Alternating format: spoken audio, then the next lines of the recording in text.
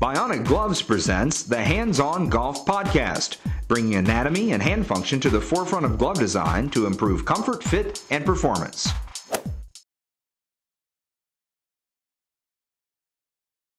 Welcome everyone to this edition of the Bionic Gloves Hands-On Golf Podcast. My name is Chaz Ryle. I'm your host, and I'm back again with an email. And this one comes in from Charles right here in Louisville, Kentucky. And he says, Chaz, could you help me to understand what happens when I lose my ball? Most of the time when I play the ball, I drop it where I think I lost it, but I've come to understand that this is not correct by the rules of the game. And I thought the same thing, but after speaking with Barry Bonifield, the PGA Pro at the Crescent Hill Golf Course here in Louisville, Kentucky, that is not the correct way to do it.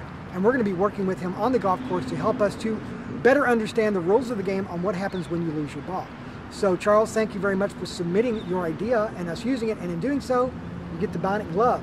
And anyone out there in the podcasting room of the Bionic Gloves Hands-On Golf Podcast, if you send us a story idea and we use it to podcast@bionicgloves.com, you can get one as well. It's that easy. And also tell your buddies, all your golf buddies, about the Bionic Gloves Hands-On Golf Podcast as well. And now let's go join Barry on the golf course so that we can understand the rules of the game of what happens when we lose our ball. See the ball anywhere, Barry? No, this is looking bleak to find this one, Chaz.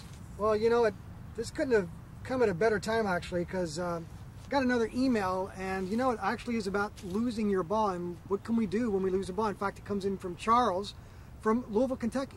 So if you could help us out with this one, we'd be much appreciative. Of course, we can't find the ball, so what do we do? Sure. Typically, Charles, obviously it's no fun to lose a golf ball, but in that this is a par 5 hole and this was my second shot I've hit into this tree, once I've determined that I cannot lose the ball beyond, I've already looked for up to 5 minutes, we can certainly look no longer than that, then the rules are very clear. I have to abandon the search and I have to go back to where I just hit this shot from, to the very same place. I have to drop the golf ball from shoulder height as near as possible to that original place, and then I'm going to add a penalty stroke and that distance. I'm going to be hitting not my second shot from back there like before, but now I'm going to be hitting my 4th shot from back there. So you don't drop the ball from where you lost it? You don't drop the ball from right there. That's very typical, and especially, sure, and most people do that, especially when people are behind you and the pace of play is moving along and you don't want to feel like you're holding up the whole golf course.